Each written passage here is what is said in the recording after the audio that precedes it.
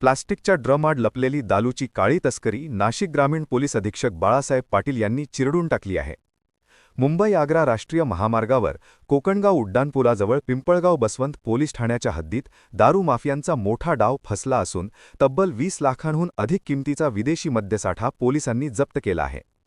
Drum रिकामे होते, पण त्या ड्रमच्या आड 200 विदेशी दारूचे बॉक्स ची आयशर ट्रकमधून बेकायदेशीरपणे वाहतूक सुरू होती. दीव दमणमधून नाशिककडे चाललेली ही तस्करी स्थानिक गुन्हे शाखेच्या पोलीस निरीक्षक रवींद्र मगर यांच्या व पथकाच्या सापळ्यात अडकली आणि तस्करांच्या मुसक्या आवळल्या गेल्या. या धडक कारवाईत राजस्थानचा तस्कर रंगेहात पकडला.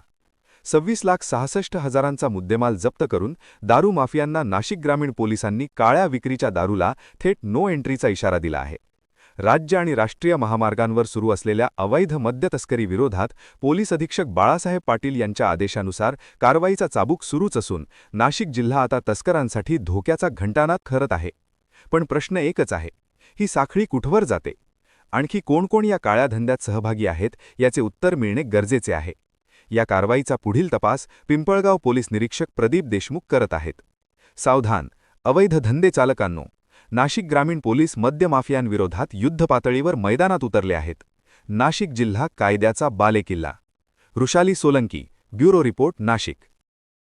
दिनांक 20 रोजी नाशिकवरून धुळेकडे जाणाऱ्या साईडला एक आयशर टेम्पो ज्याच्या संदर्भातली गोपनीय माहिती मिळाली होती, त्याचा पाठलाग करून ती पकडण्यात आली. त्यामध्ये LCPचे प्रभारी अधिकारी आणि त्याची टीम कार्यरत होती.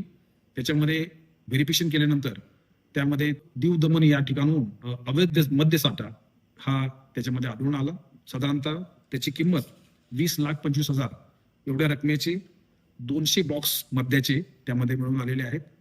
हे वाहन दमनवरून कोणत्या ठिकाणी चाललेलं होतं, या संदर्भात वाहनाचा माल घेणारा आणि पाठवणारे कोण व्यक्ती आहेत या संदर्भातला तपास हा पिंपळगाव पोलीस स्टेशनचे प्रभारी अधिकारी करत आहेत. आपण पाहत आहात सत्य, वेग, विश्वासाचं नवं केंद्र, इंडिया न्यूज 24 तास.